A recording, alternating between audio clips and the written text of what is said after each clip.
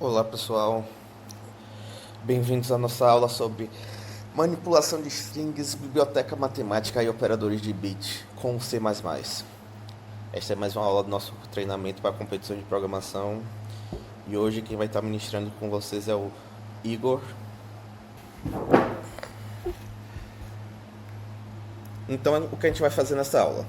Nós vamos desvendar 3 ferramentas que são muito importantes para quando a gente está trabalhando com C++. São elas as strings, a biblioteca de matemática e os operadores de bits. Por que iremos trabalhar com eles? Basicamente, as strings são as cadeias de caracteres. A gente viu anteriormente sobre os caracteres, que são os tipos específicos do C++, um tipo primitivo. E aí, quando a gente quer trabalhar com texto, a gente não trabalha apenas com caractere, a gente vai trabalhar com a string. E aí, o C++ ele já nos fornece uma série de operações, uma série de funções para a gente conseguir trabalhar com as strings da melhor maneira. Então a gente vai passar aqui pelas declaração de string, operações que a gente pode fazer e algumas funções que a gente pode aplicar em cima de strings. A outra parte, a biblioteca matemática, basicamente são funções úteis que vão além das funções primordiais, além do mais, do menos, da multiplicação, da divisão, que são as funções que a gente já trabalhou. A gente vai trabalhar com a biblioteca matemática, que aí você vai ter acesso a outras funções matemáticas, por exemplo, raiz quadrada, outro exemplo, exponenciação e assim por diante. E os operadores de bit, eles têm a ver com a forma que a gente consegue tratar números no seu nível binário, né, na sua forma binária. Então, quando a gente vai trabalhar com operadores de bits, a gente precisa passar por um momento em que a gente vai ter que entender como aqueles números são na forma binária e então aplicar nossas técnicas, nossas operações de bits. Começando com strings, a string no C++ é uma sequência de caracteres, como eu havia mencionado anteriormente. A gente vai ter 2 tipos principais, que são as C strings, que basicamente é um array de caracteres.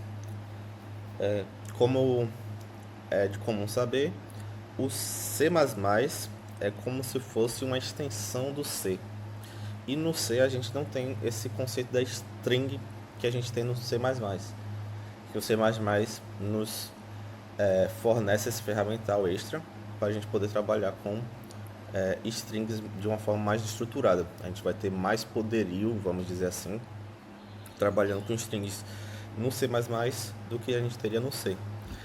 Então, como vocês podem ver no exemplo abaixo, nós temos a string no formato como se ela fosse um tipo. Então, inicialmente vamos usar nesse formato std, de string. E aí a gente dá um valor de variável para essa string.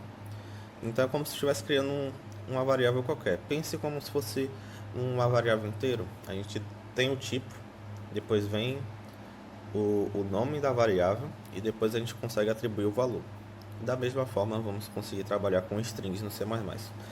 E abaixo, na linha 2, a gente tem uma comparação de como funcionaria esse mesmo conceito, só que usando o que a gente chama de C-string, que é a cadeia de caractere, né? Ou seja, uma rede de char para representar uma string. Nós vamos preferir, quando estamos trabalhando com C++, trabalhar com a linha número 1. Então a gente chama ali o tipo string,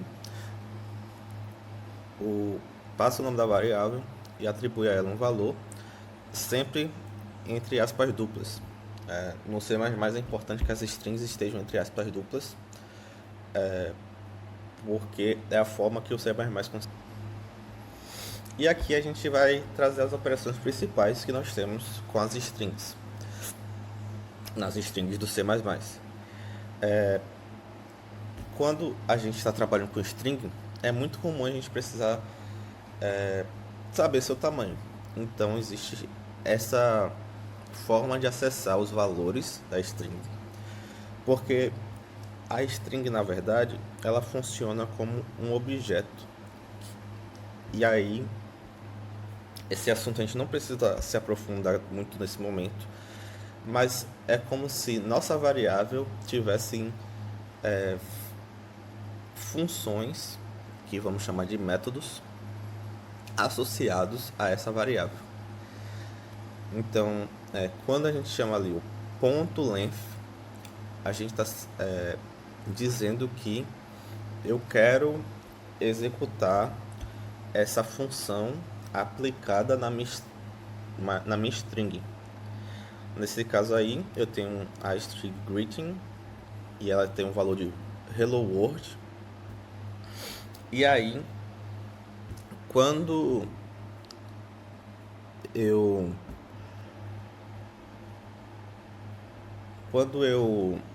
estou aplicando a função length, ela vai basicamente contar quantos caracteres, ou seja, o tamanho da minha string. Então, nesse caso, vai incluir a vírgula, vai incluir o espaço ali que nós temos entre o hello e o world, vai incluir o ponto de exclamação, ou seja, vai incluir toda essa representação textual, e ela vai contar quantos valores nós temos entre as aspas duplas, vamos dizer assim. E aí outra função que a gente vai aplicar, outro método, é o substr, que é basicamente substring. Aqui nós estamos aplicando a substring, que é uma forma de você conseguir remover pedaços da sua string principal. Então, no momento em que você chama esse método, ele vai retornar para você o tamanho que é dado no segundo parâmetro da função. E o primeiro parâmetro é a partir de onde ele deve contar. Então, o que ele está fazendo ele conta 0, 1, 2, 3, 4, 5, 6, 7. A partir do 7, eu quero 5 valores. Então, eu tenho aqui 1, 2, 3, 4, 5. Logo, eu acabo capturando somente o meu word nessa parte aqui.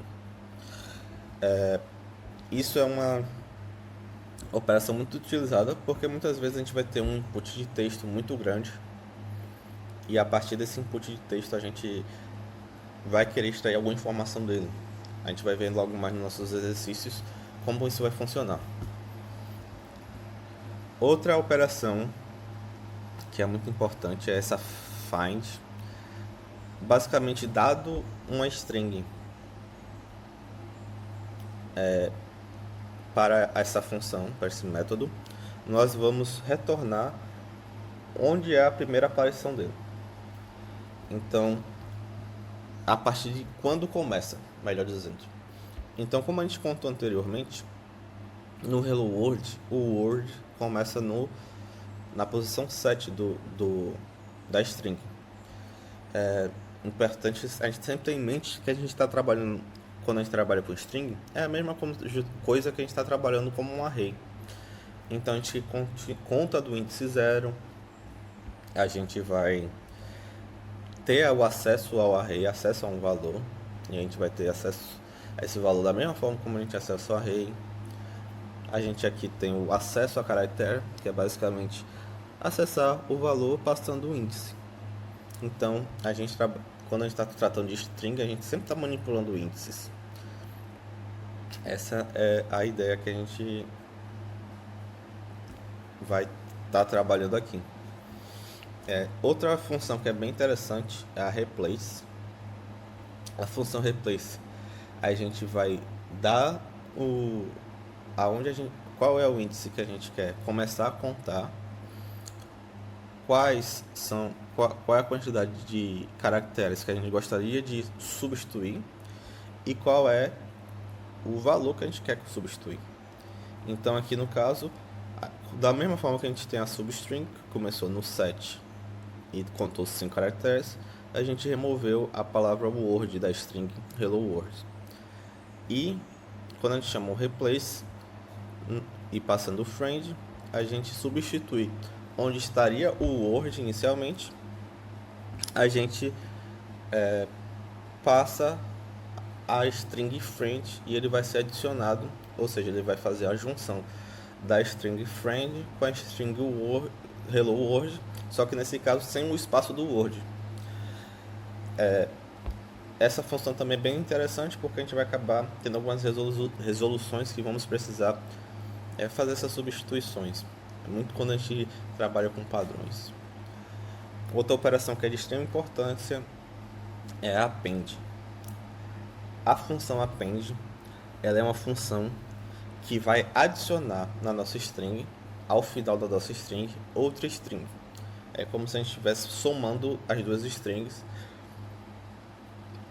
dado a string que a gente tem inicialmente e a string que a gente está fazendo a operação de append. Então aqui a gente tem hello world, how are you? A string resultante, né, vai ser as duas strings somadas, concatenadas. A outra operação que a gente tem é o pushback. A operação pushback, nesse caso, ela é muito parecida com a append, mas ela vai funcionar com caracteres. Então a gente vai dar um pushback em um caractere na nossa string. É importante dizer que quando a gente usa pushback, ela altera o valor que nós temos na nossa string atual. Então no momento que a gente chamou a pushback, ela altera o valor de greeting.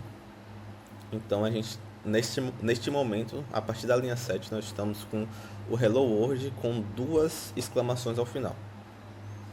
E a erase vai funcionar muito similar com a forma que a substring funciona, só que nesse caso a gente vai apagar a quantidade de caracteres que vem no segundo argumento. Então aqui a gente vai, a partir da linha da posição 13, apague um caractere. Então vamos contar aqui, nosso estado atual é o que tem na linha 7. Então vamos contar a partir da 0, são índices de um array, a string. 0, 1, 2, 3, 4, 5, 6, 7, 8, 9, 10, 11, 12, 13. A partir da 13, apague 1. Então eu apaguei somente essa exclamação que eu adicionei. E, como eu já havia mencionado anteriormente, a string, ela nada mais é do que um array de caracteres. Como a gente viu no slide anterior, existe a forma do C++ e existe a forma do C normal. E aí, a forma do C++, ela implementa em cima da forma do C++.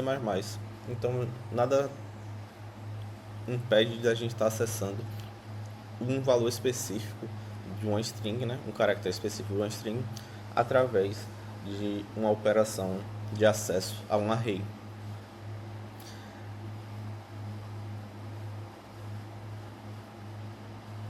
Com string são as operações referentes a conversões de strings para inteiro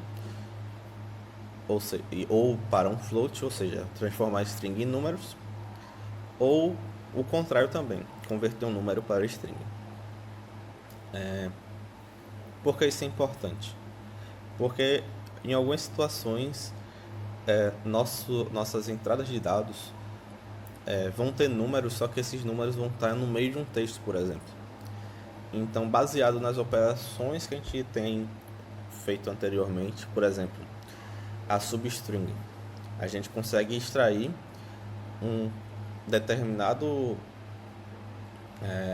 uma determinada string da string de entrada, por exemplo. Isso vai ficar um pouco mais claro nos nossos exercícios, logo mais chegaremos neles.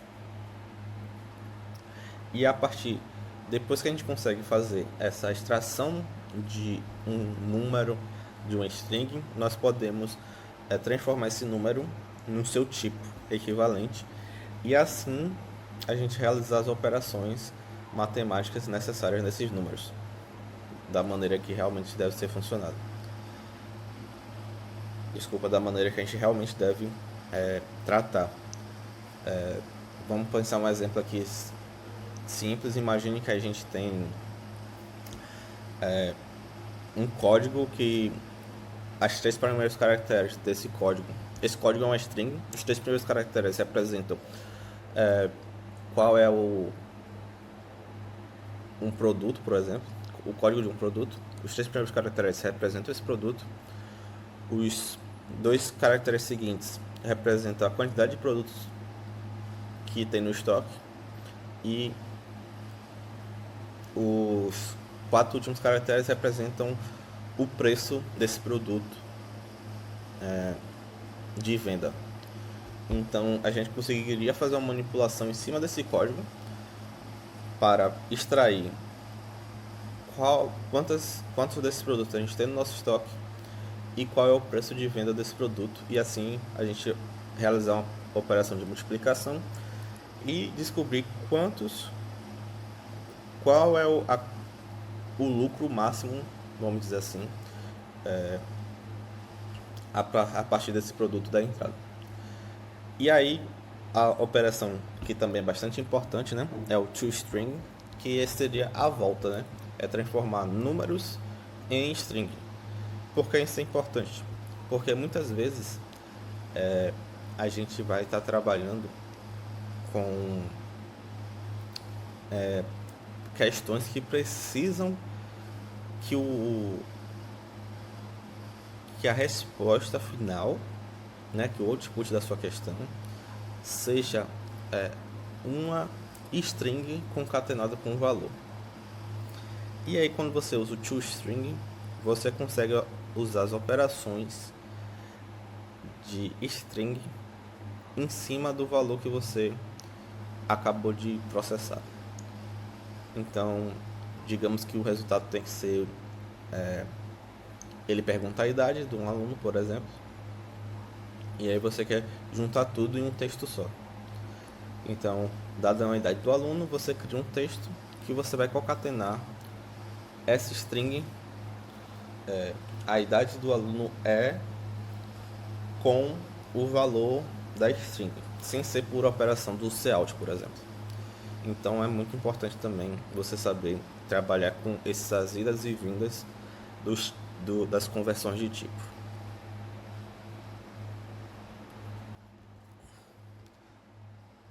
Agora vamos falar sobre a biblioteca matemática. A biblioteca matemática ela vai trazer operações que são comuns na matemática, só que sem que a gente precise realizar elas com as operações fundamentais. É uma biblioteca que já traz a melhor maneira de resolver os problemas matemáticos que ela se propõe a resolver. Aqui eu vou mostrar algumas das operações, né, que a gente acaba realizando usando essa biblioteca. Nos exercícios a gente vai ver melhor como a gente importa a biblioteca e como a gente utiliza ela nos nossos projetos. No, na, na,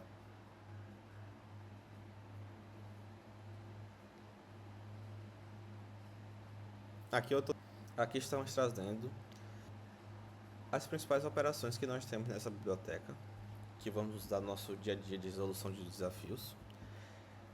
E são elas a função poll, que nada mais é que uma função de potencialização.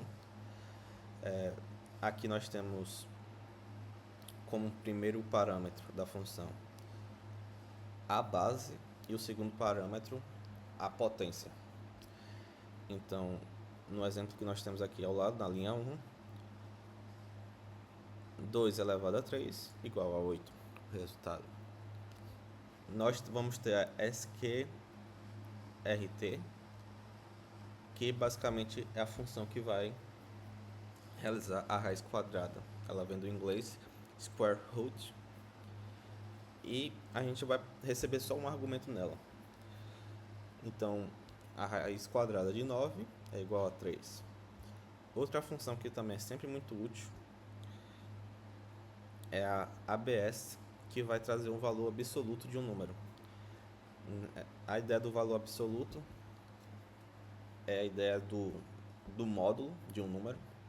Então, o módulo do número é sempre igual a ele mesmo se for positivo. Se for negativo, é o número, é a versão do número positiva, né? O número vezes menos um. Então, como no exemplo que temos aqui na linha 3, ABS, né? O valor absoluto de menos 5 é 5. E aí a gente tem algumas funções que se tratam de arredondamento. As funções de arredondamento, elas vão trabalhar de maneiras específicas. Se a gente usa a função scale, scale do inglês quer dizer teto, então quer dizer que se a gente passa um número com casas decimais, ele vai imediatamente para o próximo inteiro. Então, no exemplo da linha 4 aqui, 3.14, o próximo inteiro vai ser o 4. A função floor, que significa chão, ela vai ser o inverso da função scale. Ela vai para o primeiro número inteiro anterior ao número que está sendo avaliado, né? Nesse caso, a gente está avaliando o número 3.14.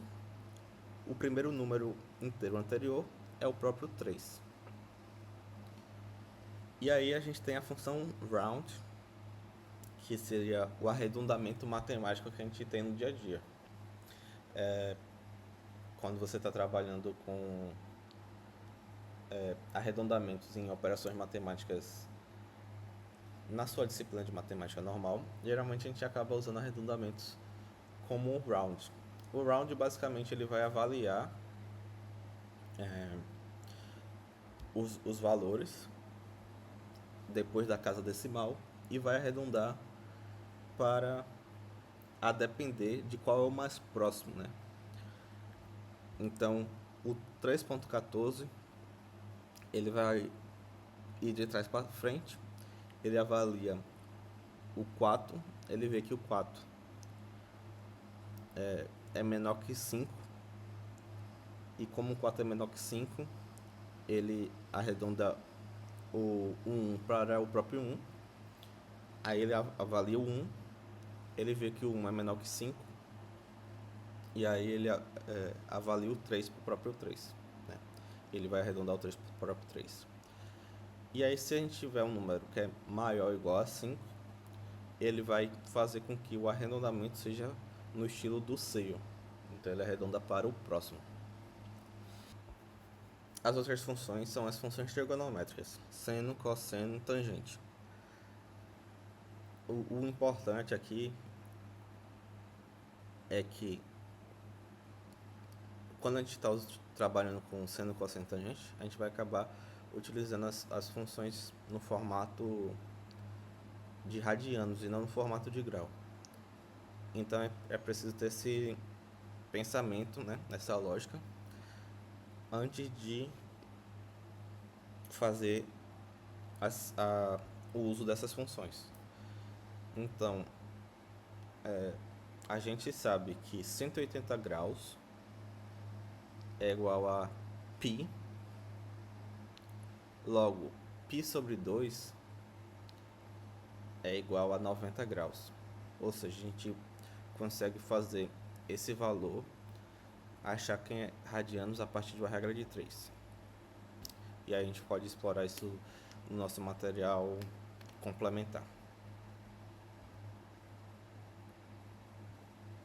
E agora vamos falar sobre nossos operadores de bit. O que é importante no quesito de operadores de bit? Elas vão manipular bit diretamente. E quando você está tratando de bits diretamente, você está tratando do formato mais próximo do que o computador entende. Isso quer dizer que muitas operações vão ter um ganho muito grande quando a gente utiliza operadores de bit no lugar das operações matemáticas tradicionais. E aí, seu programa vai ficar mais eficiente e você consegue resultados melhores em grandes entradas de dados. Muitas vezes o que vai faltar para seu programa funcionar é que ele consiga processar mais rapidamente alguma informação. E aí é onde você vai utilizar os operadores de bit. A gente tem essas operações com os bits, que são as operações AND, OR, SHOR, NOT, Shift esquerda e Shift direita. A ideia é que quando você usa o AND, você vai comparar bit a bit. E a operação AND, ela só é verdadeira quando você tem dois valores que são verdadeiros. Caso os valores sejam os dois falsos, ou os dois, ou um falso e outro verdadeiro, você vai obter falso. Então, a gente tá falando de falso e verdadeiro aqui, a gente está falando de verdadeiro como 1 e falso como 0. Quando a gente olha aqui no nosso exemplo, a gente tem o número 5 e o número 3. Quando a gente converte eles para o formato de bit, ou seja, em formato binário, nós vamos ter essa sequência de zeros e uns para o 5 e esta sequência de zeros e uns para o 3. A gente vai ter um material adjacente que vai mostrar melhor como a gente faz essas conversões. Mas, basicamente aqui, quando a gente tem 1 em 1, ele vai fazer essas comparações em cada um dos valores que são paralelos um ao outro. Então ele vai começar aqui 0 e 0, 0 e 0, então ele vai ver 0 e 0 é 0, porque falso com falso é falso. E aí ele vai fazer isso para os 4 primeiros. E depois ele vai vir 0 e 0 é falso, 1 e 0 é falso, então o resultado é 0. 0 e 1 é falso, então o resultado é 0. 1 e 1 é 1, então a resposta aqui vai ser 1. Quando você faz 5 e 3, a resposta é 1. Quando você faz a operação OR, você vai ter a comparação bit a bit também. E aí a gente faz aqui 0 e 0, 0 ou 0 é 0. A operação OR, no caso, ela vai ser verdadeira se pelo menos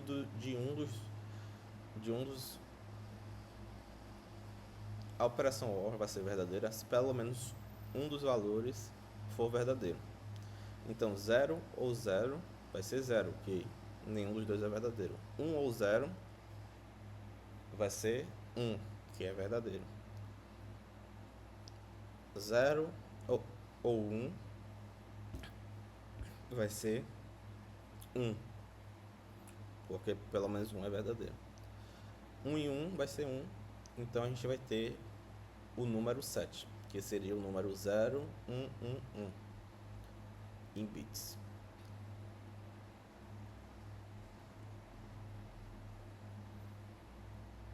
Fazendo a operação SHOR, que seria o acento circunflexo, ela é a diferença bit a bit. O que isso quer dizer? Que ela só vai ser verdadeira quando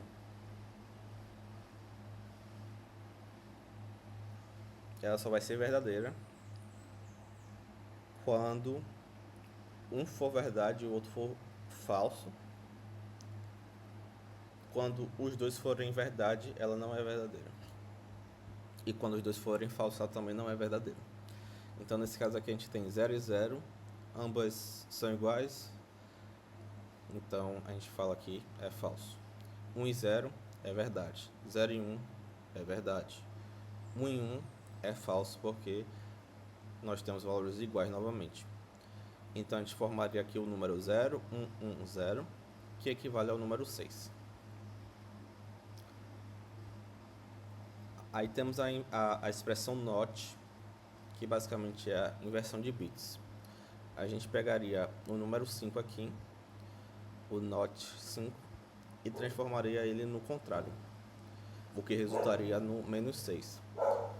Por que menos 6? Porque a forma como C salva os números inteiros é a forma que ele usa o primeiro bit, que seria esse do começo aqui, como sinal. Então a representação numérica do zero aqui significa que esse número é positivo, e quando a gente tem um 1 aqui significa que o número é negativo. E essa operação NOT vai resultar em um número negativo. E aí a gente vem para uma das coisas que vão ser mais utilizadas, que é o shift à esquerda e o shift à direita. O shift à esquerda é como se a gente estivesse movendo todos os bits para a esquerda. Então, quando a gente faz 5 e joga tudo para a esquerda, a gente está movendo esse 1 para cá, esse 0 para cá e esse 1 para cá. E isso matematicamente significa que a gente está multiplicando o nosso número por uma potência de 2. A quantidade de vezes que a gente move o número para a esquerda representa o tamanho dessa potência. Então, se a gente está movendo 1 para a esquerda, a gente está multiplicando 5 por 2 elevado a 1. Se a gente move 2 para a esquerda, a gente está fazendo o 5 multiplicado por 2 elevado a 2. E essa é uma forma de a gente tirar proveito da representação dos números binários para nosso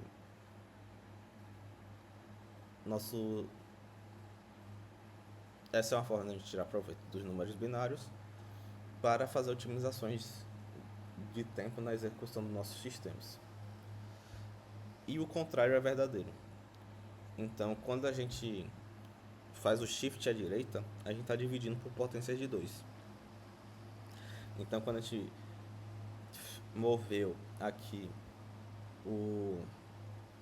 a representação do número binária do número 5 para a direita, a gente sumiu com esse 1, o 0 está no lugar na posição 1, o 1 vai para a posição desse 0, e o 0 vai para a posição do 1, e o resto é completado com zeros. O que isso quer dizer? Que nós temos a representação binária do número 2, logo a gente faz uma divisão por 2 do número 5.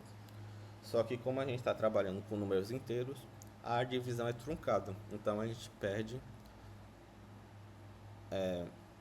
a divisão por... a gente perde as casas decimais da divisão.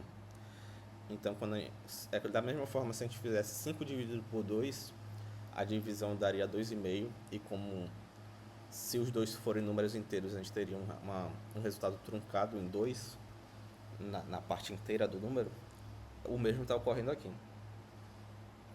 Então, se a gente precisa fazer operações de divisão por números na base 2, é bem interessante que a gente utilize essas operações de shift para a direita, ou se for para multiplicar, shift à esquerda. Então, tratando por tudo que a gente passou por essa aula, a gente trabalhou com as strings, aprendemos como declarar string, fazer operações como converter valores de strings para inteiros e para floats, e o contrário também. Aprendemos sobre a biblioteca CMath, que é a biblioteca com várias funções matemáticas úteis para nosso dia a dia. A gente entendeu um pouco mais sobre os operadores de bits para aprender a manipular dados com mais eficiência, principalmente números inteiros. E dominar essas técnicas é de extrema importância para a gente poder escrever código eficiente e que conseguem trabalhar com coisas que a gente precisa manipular. Então, fluxos de dados entram e a gente manipula e faz uma saída. Essa aula serviu para a gente ver como o C++ nos mune de ferramentas muito importantes para realizar muitos dos nossos desafios que vamos enfrentar nas competições de programação. Vai ser muito comum você ter problemas que vão necessitar manipulação de strings, problemas que vão necessitar operações matemáticas mais avançadas, problemas que vão necessitar que você consiga achar uma eficiência maior na forma como você manipula seus números, e para isso você vai usar os bits, né? Os operadores de bits. E para finalizar, eu vou trazer com vocês aqui mais algumas tarefas bem importantes para